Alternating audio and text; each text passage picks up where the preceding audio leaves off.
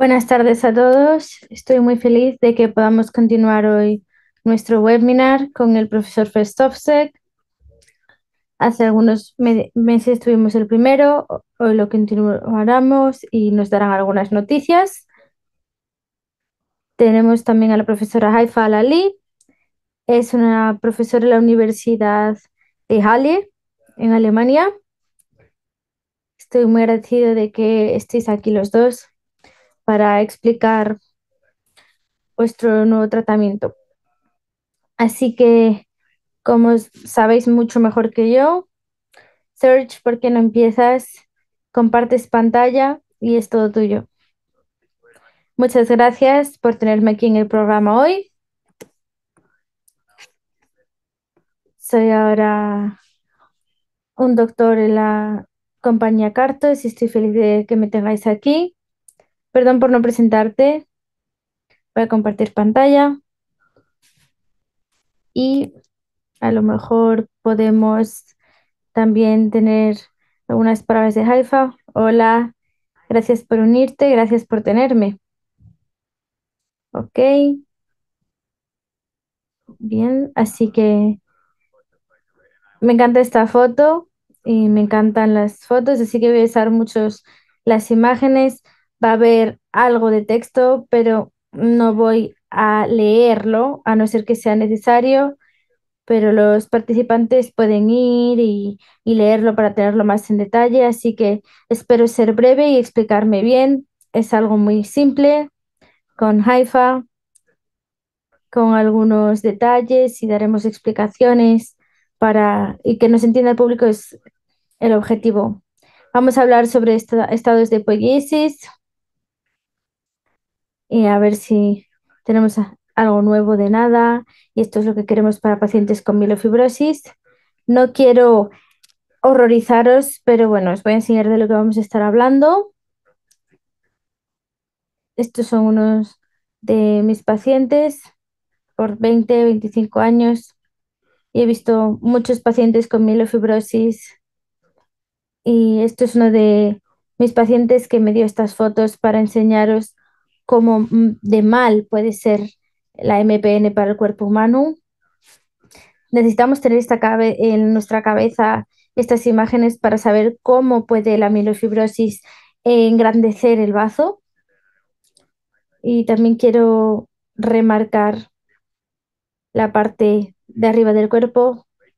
Podéis ver las costillas del paciente, podéis ver la distensión abdominal que también da dolor, no se puede comer bien, sudoración nocturna, picores, dolor de huesos.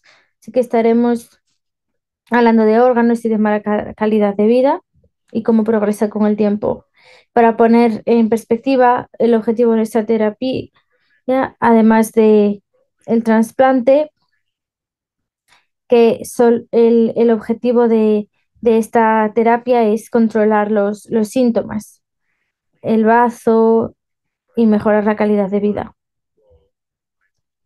Y el objetivo del médico es cronificarla a lo máximo, la extensión de vida, modificar la enfermedad y hacerlo realmente una enfermedad crónica y que la gente tenga una vida normal y con buenas condiciones. Creo que es razonable en nuestro tiempo. Ok. Empecemos con la historia de Naftelmaldin. Esta es la medicación de Cartos que estamos desarrollando con pacientes de mielofibrosis, pero ahora os digo, los dibujos es para que podáis ver aquí en el medio, en azul y rojo, el DNA y el ADN, el código genético, y en amarillo es el tetramer para el ADN con las proteínas y para las abnormalidades para corregirlas. La dosis puede haber varios tipos, como la proteína en la derecha, con el ciclo que no se divide en más, y la apoptosis, que esto significa básicamente la muerte celular. Las células muertas mueren con la activación de P53, así que esto es muy normal, eso es cómo funciona. Y la actividad de P53 es controlada por la proteína que se llama MDM2. Esto es una proteína que controla la actividad del P53. Así que aquí tenemos más colores. Ahora estamos hablando de amarillo, el P53, que le llamamos una proteína supresora de tumores. El MDM2 es naranja y es una proteína que inhibe el P53, lo hace funcionar bien. Obviamente, en las células de cáncer, que la mielofibrosis es un ejemplo de cárcel, el MDM2 es muy alto e inhibe el P53, y este es el motivo por qué las células cancerígenas crecen sin control. Y lo que veis en azul es naftemaldin, es la medicación. Las personas lo toman una vez al día durante 7 meses todo el mes, y como podéis ver, inhibe el MDM2. Me gusta mucho utilizar estas frases. El naftemadlin inhibe el inhibidor de P53 y le permite funcionar. Y las células cancerígenas mueren. Así de simple. Haifa, ¿qué crees sobre esto? ¿Es esto entendible? Para mí sí. Sí, creo que sí. Creo que deberías preguntarle a Peter. La biología, yo creo que es muy simple. Creo que para el punto de vista de un paciente es muy valioso que se explique, y si tenemos imágenes, también la explicación que estás dando es muy asequible para los pacientes, es muy fácil, es una explicación fácil de un proceso muy complejo, así que creo que está hecho de manera excelente, y creo que todo el mundo debería presentar sus nuevos productos así. Creo que sería más fácil para pacientes. Sí, muy bien, me encanta escuchar eso. Así que sí, sabemos lo que estamos haciendo, permitimos al P53 estar activo y morir las células del cáncer. Así que específicamente en mielofibrosis, si vemos el dibujo, en el medio tenemos un círculo grande y tenemos el P53 en el medio, y el MDM2 se divide con el P53, y hay un montón de MDM2 en mielofibrosis. Se produce por las células cancerígenas y el P53 no funciona. Así que esto lo que significa es que estos pequeños círculos ocurren. Podemos ver la parte de los círculos, que es la proliferación de la mielofibrosis, que es el crecimiento de las células cancerígenas. Podemos medirlo, por ejemplo, en la sangre, el CD53, los progenitores negros de la médula ósea de mielofibrosis, que suben en número en mielofibrosis. Y si seguimos el círculo, no se necesita explicaciones. Mielofibrosis, anemia, la médula ósea no funciona.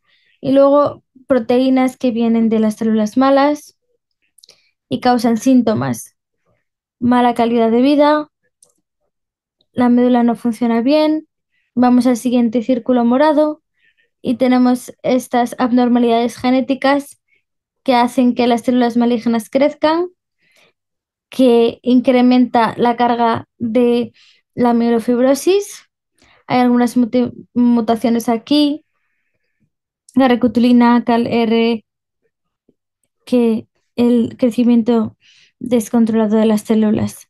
Así que la idea aquí es inhibir el MDM2 y permitir al P53 funcionar, y esto debería ser afectado como en el estudio clínico. Todos estos parámetros mejoran en los pacientes, el P53 que inhibe el MDM2.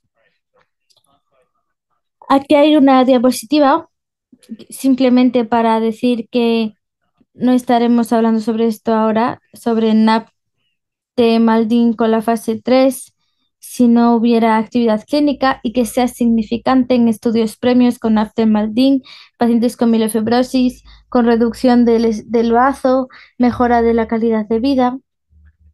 Y en el medio, esto influye en los parámetros biológicos que modifican la enfermedad, mejora la fibrosis de la médula ósea, el número de las células de mielofibrosis, en la reducción de estos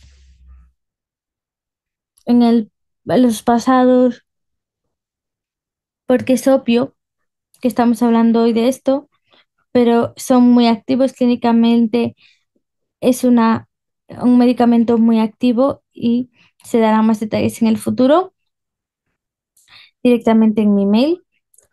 Así que un ejemplo es esta diapositiva de aquí en particular, es el cambio de estas células malas en la sangre que les llamo CD34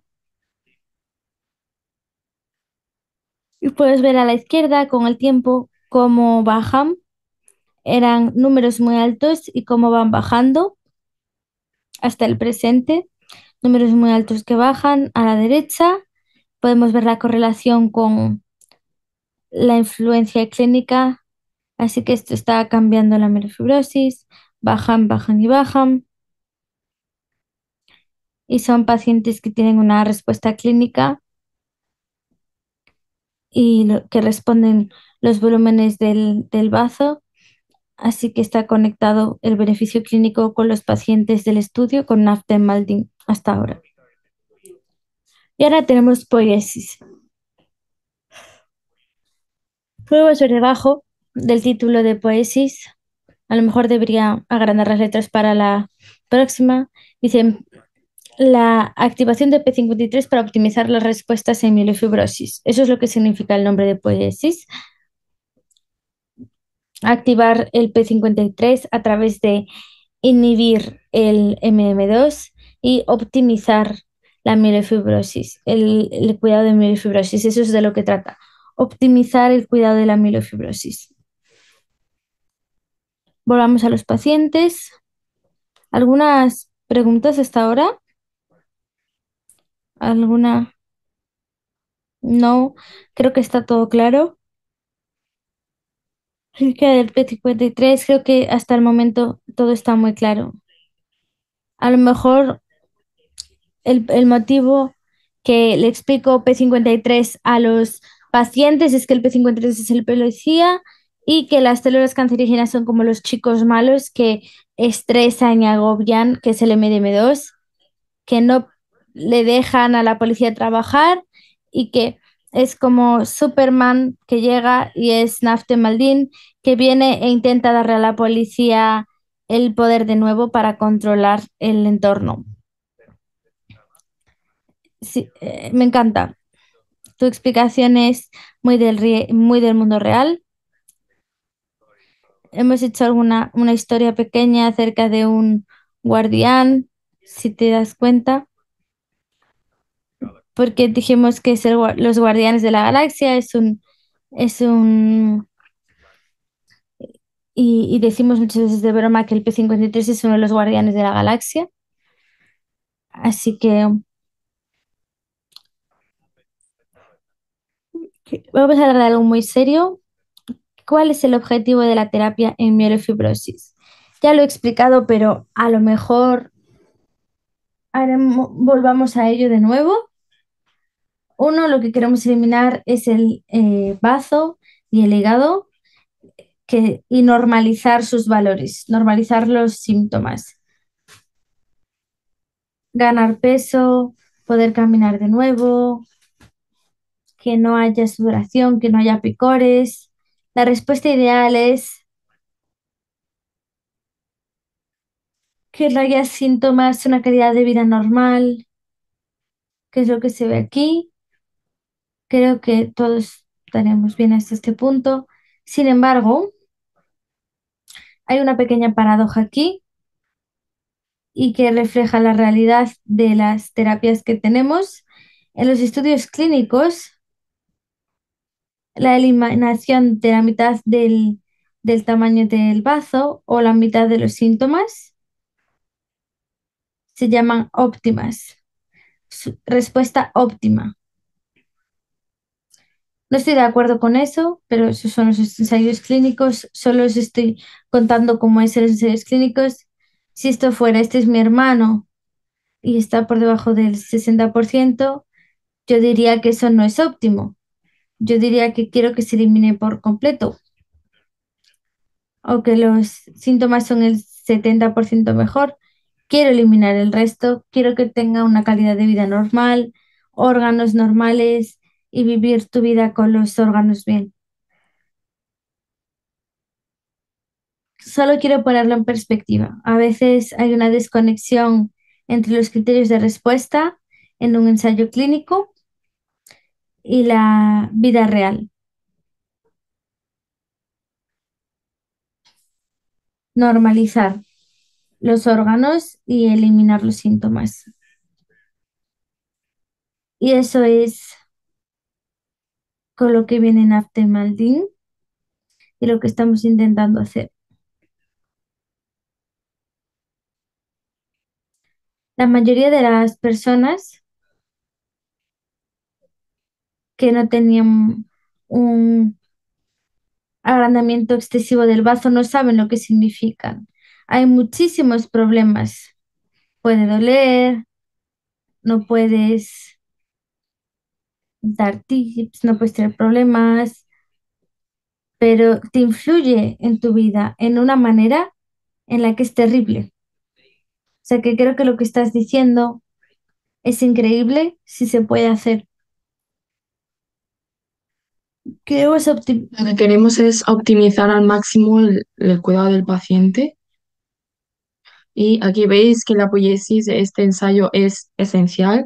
Se focaliza en los pacientes que tienen mielofibrosis y que tienen una respuesta subóptima, aún siguiendo el tratamiento con el inhibidor de JAK o ruxolitinib. Si vas a Georgia, a Australia, a Corea, casi todos utilizan ruxolitinib. Y el ensayo de poiesis se centra en pacientes que tienen aún ciertos síntomas y agrandamiento del brazo, incluso habiendo pasado varios meses del tratamiento. Y, y en este estudio nos va a mostrar cuál es el resultado de ruxolitinib y vamos a hacer diferentes análisis y bueno, la mayoría de los pacientes tenían una respuesta subóptima, a pesar de que sí que tenían mejoras, pero continuaban con síntomas persistentes.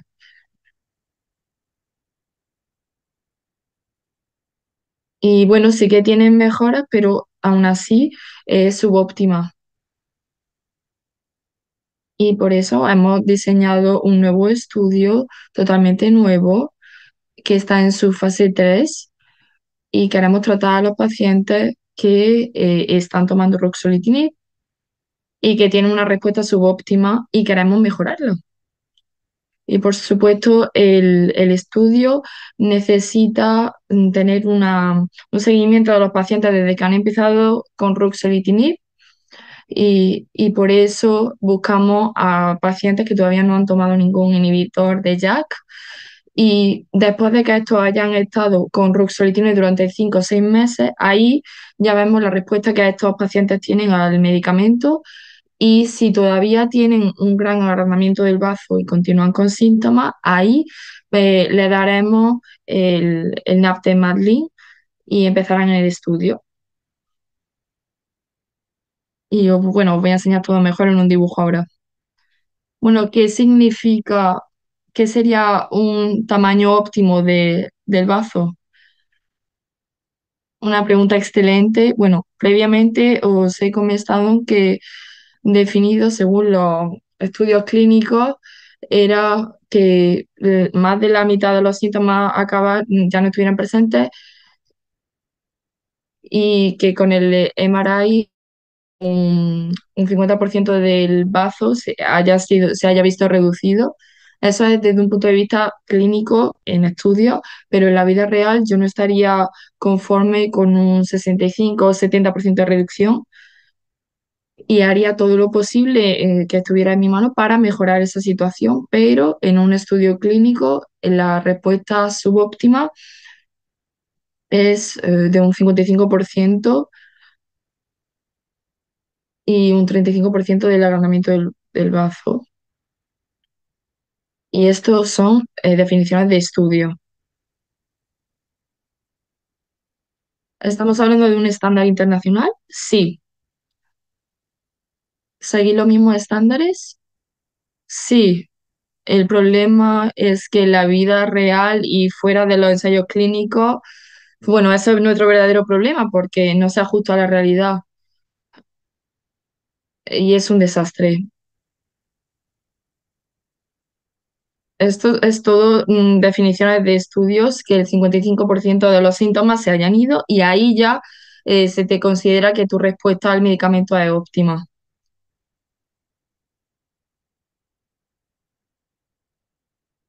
Y bueno, eso difiere mucho de lo que ocurre en la vida real y queremos desarrollar medicamentos que aporten una mejora mucho más notable en la vida del paciente y ahí es cuando veremos que hemos tenido un verdadero éxito. Y bueno, aparte del ruxolitinib, queremos mejorar la condición de los pacientes. Y bueno, este es el diseño del ensayo clínico de la poiesis. Y bueno, es muy simple si intentamos entender lo que hacemos. Necesitamos, bueno, tenemos pacientes que necesitan una nueva terapia y empiezan en este estudio. Estos serán afectados si nunca se han sometido a un inhibidor de JAK. Luego empiezan a tomarlo con ruxolitinib, una monoterapia, más o menos tienen que tener 18. Y bueno, antes la caja azul se llama el periodo de comienzo. Durante 18 semanas empieza a tomar ruxolitinib. Cada doctor da un diferente esquema temporal y de dosis. Y bueno, después de esas 18 semanas se te realiza otra resonancia y otro cuestionario y se ve cómo está el paciente. Y, y no se debe superar los 3 meses, entonces las 18 semanas de ruxolitinib deberían ser suficientes para ver todos los beneficios que puede el paciente tener con el ruxolitinib, 5 o 6 meses, mejor dicho. Así que una respuesta subóptima se puede ver al realizar en la resonancia y comparando la situación del paciente con respecto a antes de haber tomado el medicamento. Y si estos tienen una respuesta subóptima, son los que han tenido menos de una mejora inferior al 55% de los síntomas y que el volumen de su bazo se haya visto reducido menos de un 35%. Ahí tiene una respuesta subóptima, según la definición de estudios. Y eso es como funcionan los estudios y tenemos que estudiar esta terapia con pacientes que nunca han tomado un inhibidor de JAK para hacerlo desde una perspectiva adecuada. Así que estamos buscando a pacientes que acaban de ser diagnosticados y que nunca han sido tratados con el inhibidor de JAK y que tienen un agrandamiento del bazo y muchos síntomas. ¿Tienes comentarios, Aifa?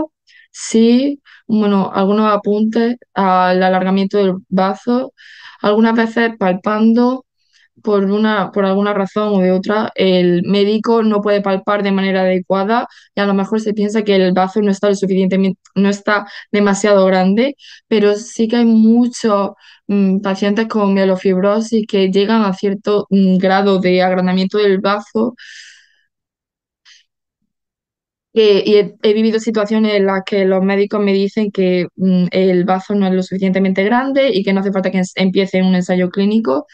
y normalmente no tenemos la oportunidad de ver el volumen del bazo del paciente a través de una resonancia, pero según mi experiencia es que la mayoría de los pacientes con mielofibrosis sí que tienen un bazo alargado y engrandecido y en mi caso, esta vez cuando hicimos la resonancia, el paciente sí que tenía el bazo bastante grande y empezó a estar en ensayo clínico.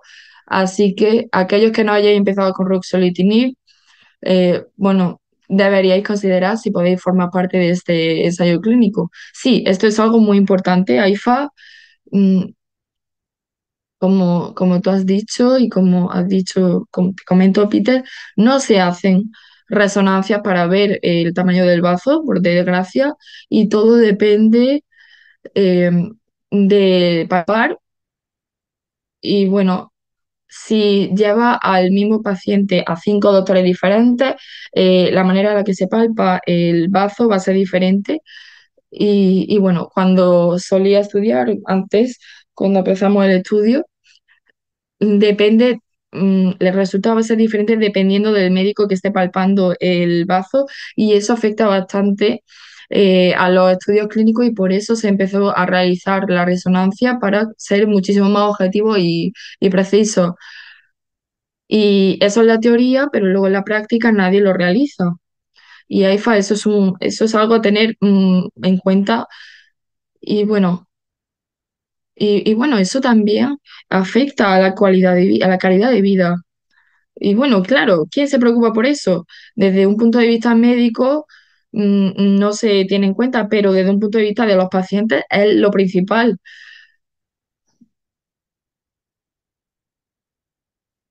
Mm, Esto es parte esto es un problema civil porque, bueno, los médicos normalmente no reconocen propiamente los síntomas de los pacientes. Bueno, hay algunos documentos, algunos estudios hechos muy buenos sobre el tema y es que el 75% de la calidad de vida del paciente se ve reducida y los que mantienen una vida normal es solo el 25%. Entonces esto es algo que afecta muchísimo a los pacientes.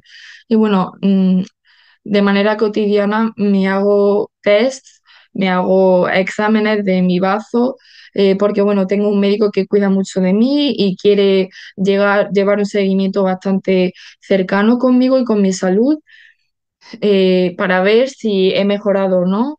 Pero sí que me gustaría hablar de la inocencia de la mielofibrosis y ya he hablado con otros médicos de esto. Tengo policitemia vera y a mí ya se me ha tratado con ruxolitinib, así que nunca tendría la oportunidad eh, en caso, bueno, con todas las pruebas que me han realizado, mi diagnóstico se está desplazando a mielofibrosis, pero no puedo formar parte de este ensayo clínico porque ya se me ha dado ruxolitinib y llevo más de un año. Entonces no puedo entender desde un punto de vista de los pacientes cuál es la diferencia, pero vosotros estáis comprobando durante 6 meses cómo el ruxolitinib funciona en mi cuerpo.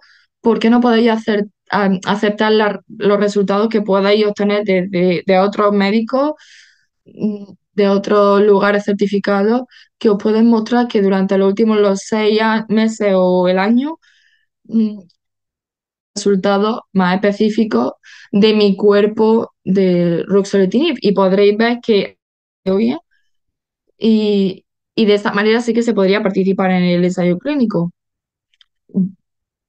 Hay muchos médicos que muestran un nuevo ensayo clínico y me dicen, Peter, no tenemos suficientes pacientes. No sé cómo va la cosa en Alemania, pero en otros países con los que hablo con otros médicos se quejan de que no tienen pacientes para participar en ensayos clínicos. Y tenemos un nuevo medicamento y se buscan pacientes que acaben de ser diagnosticados. Sí, bueno, lo siento por interrumpirte.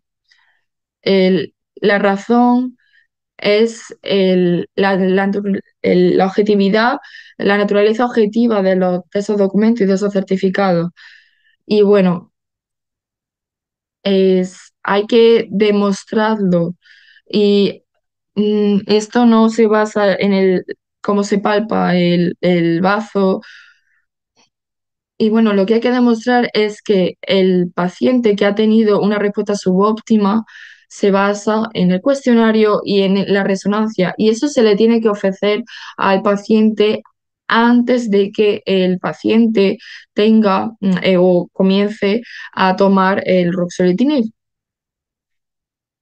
Y así puedes ver la evolución del paciente pasados los 5 o 6 meses de haber tomado ruxolitinib. Esa es la razón. Y en el día a día, si tenemos suerte y todo es un éxito, llegará un momento en el que podamos ofrecérselo a otros pacientes. Que bueno, vamos a hablar en un segundo en la próxima diapositiva.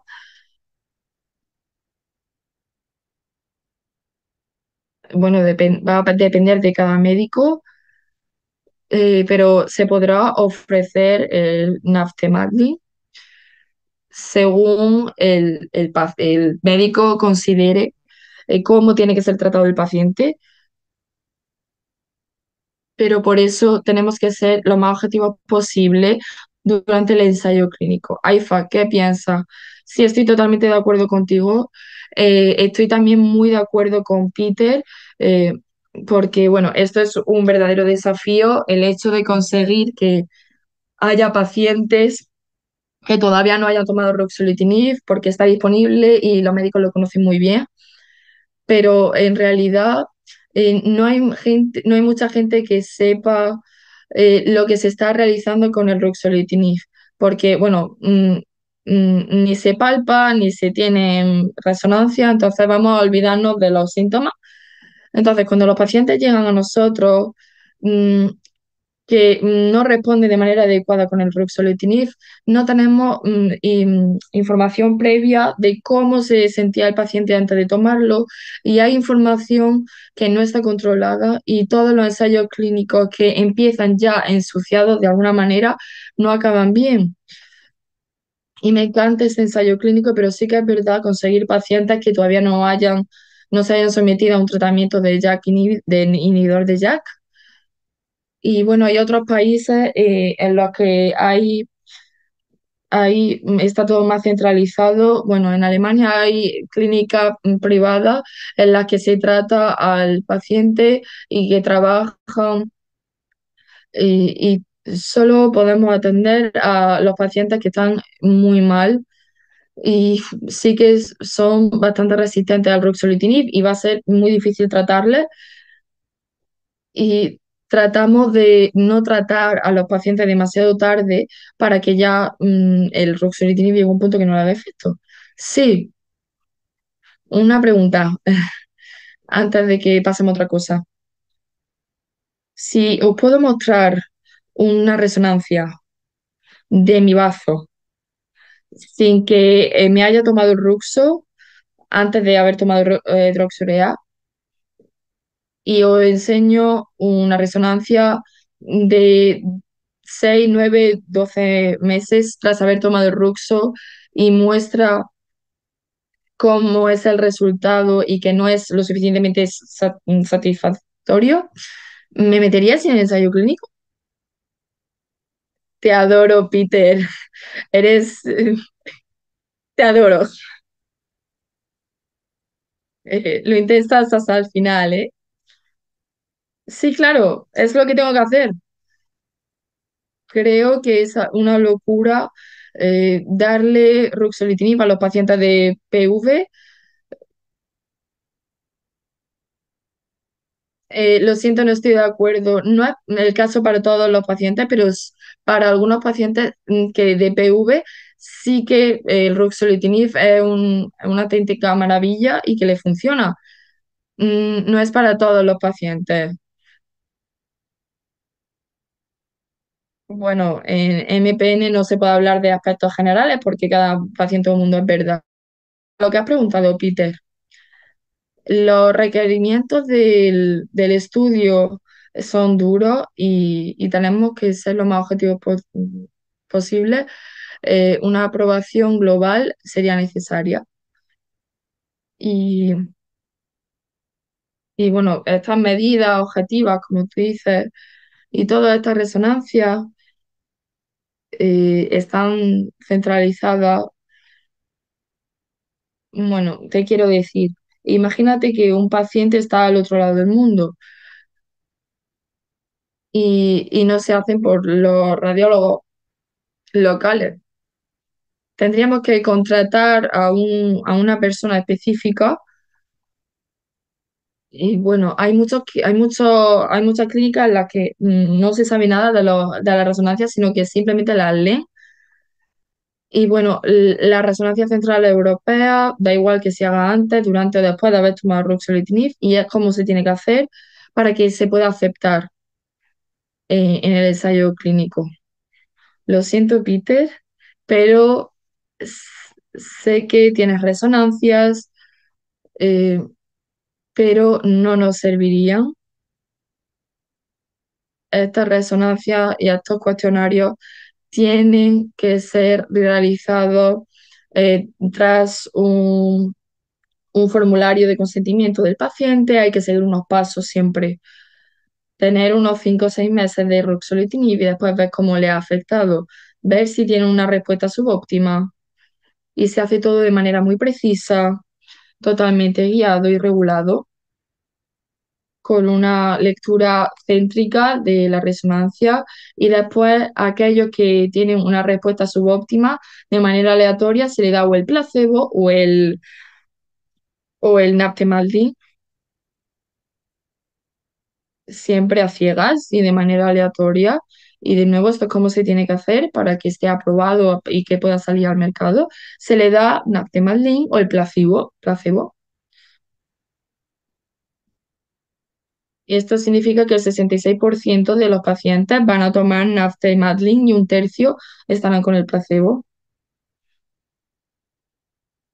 Y esto se les da durante 6 meses hasta hasta realizar la próxima resonancia y el próximo cuestionario. Y 6 meses después, de manera aleatoria, se verá cómo les va y se realizará un control del placebo también, por supuesto. Esto todo se sigue desde el principio. Entonces, para obtener un beneficio total, todo cuenta. Y eso es por la razón por la que hay que ser tan específico y tan objetivo. Es complejo, pero si lo piensas, no es tan complicado. Simplemente hay que seguir estos requerimientos de manera objetiva y pacientes que no hayan tomado aún el inhibidores de JAK y ver si tienen una respuesta subóptima y de ahí, de una manera aleatoria y totalmente a ciegas, se le dará o el Naptemadlin o, bueno, se le da una pastilla una vez cada día de la semana durante 28 días, más el ruxolitinib. Y bueno, ya hemos dicho que solo creemos que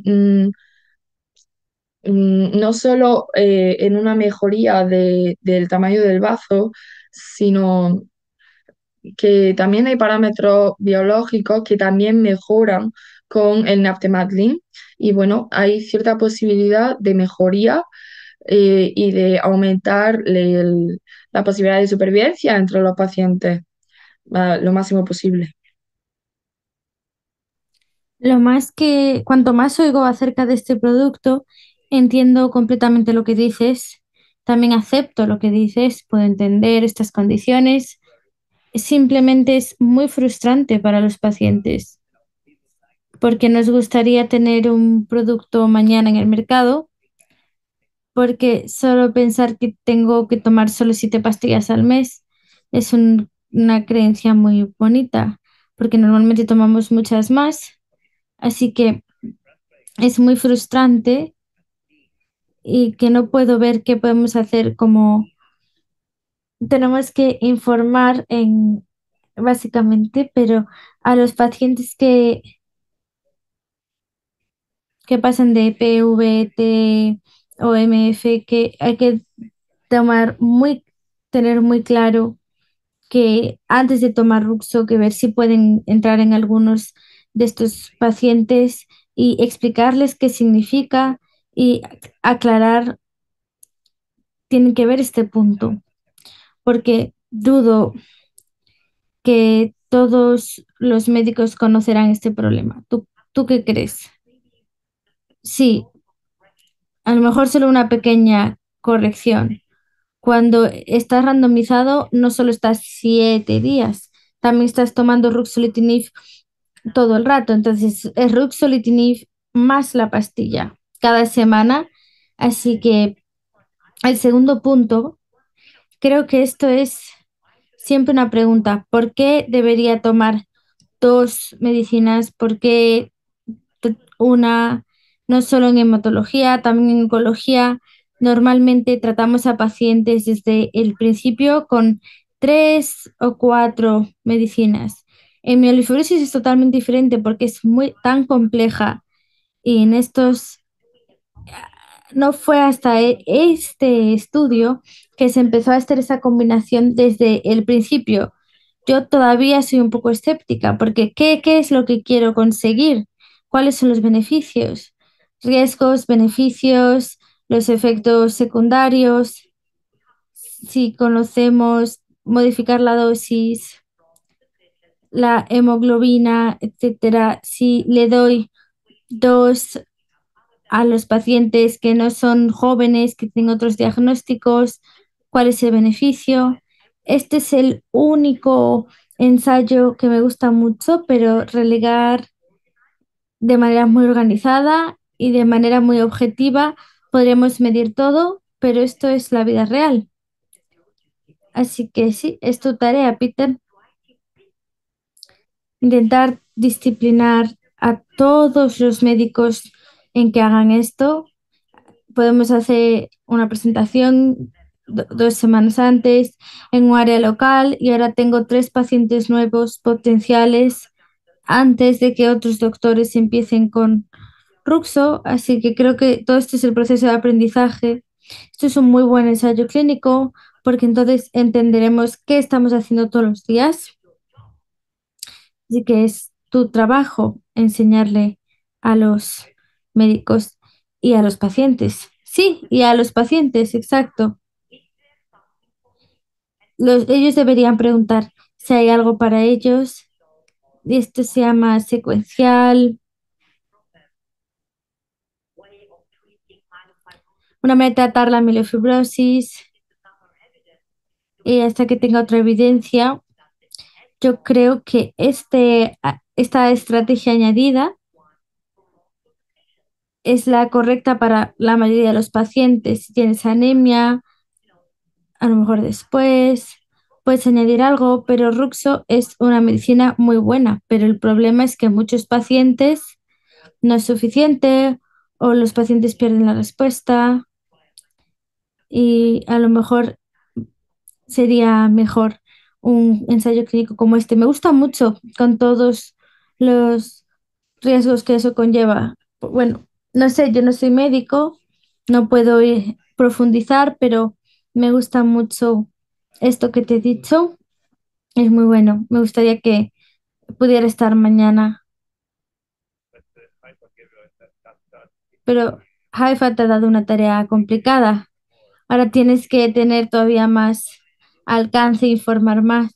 Sí, lo sé, pero mi primera conclusión después de nuestro primer webinar que tuvimos acerca del producto fue, tengo que informar a los pacientes de esto, porque nadie lo va a hacer, nadie le va a decir a los pacientes, tenéis que pensar en el futuro. Yo tengo suerte que tengo un hematólogo que le importo mucho, que piensa en el futuro, así que siempre está pensando, pero no siempre pasa. Así que al final los pacientes deberían ser responsables como puedan de su propia salud y saber qué es lo que está ocurriendo, qué hay en el mercado, qué está saliendo y en qué condiciones. Esto es nuestra responsabilidad, pero no les damos conocimientos a los pacientes. Pero lo mismo se le debería dar a los médicos. Así que yo como paciente no puedo decirle a un médico qué hacer. Sí, puedes informar acerca de los ensayos clínicos, los pacientes. Yo siempre lo digo que un paciente informado es el mejor tratamiento que puede haber, porque nada puede salir mal. Que sí, es un esfuerzo en equipo en todo el mundo, que todos los pacientes, todos los países estén abiertos. Es uno de los estudios más grandes que ha habido de mielofibrosis. Algunos todavía no están abiertos, pero se abrirán. Y todos estos países que puedes ver, estamos buscando 600 pacientes, así que es una tarea para nosotros como equipo informar y hacerlo lo más rápido posible para poder darles a los pacientes esta medicación y que esté disponible en estos ensayos clínicos lo más pronto posible, como tú has dicho, Peter, pero tenemos que ir a través de todos los estudios de esta manera para que la puedan aprobar. Sí, puedo garantizar que tienes el apoyo de todas las organizaciones y que trabajaremos juntos. Sí, estamos volviendo a estas. Tenemos Nueva Zelanda, 6, que acaba de llegar con 5 plazas, que otra, Canadá es nueva también con 6 plazas, Taiwán con otras 5, que hemos llegado a estos. Así que estoy feliz de haber podido añadir estos países. Sí, es un país un poco difícil, pero funciona bien. Sí, es un gran país. Ok, sí, de nuestro estudio, nuestra web, hay información aquí, que la gente puede venir y buscarlo. Y quiero agradecer por la oportunidad, por dar esta presentación y poder hablarlo más. Muchas gracias, Haifa, es increíble verte. Muchas gracias por la contribución. Espero que tengas unas buenas vacaciones. Muchas gracias. Peter, ¿qué otras preguntas duras tienes?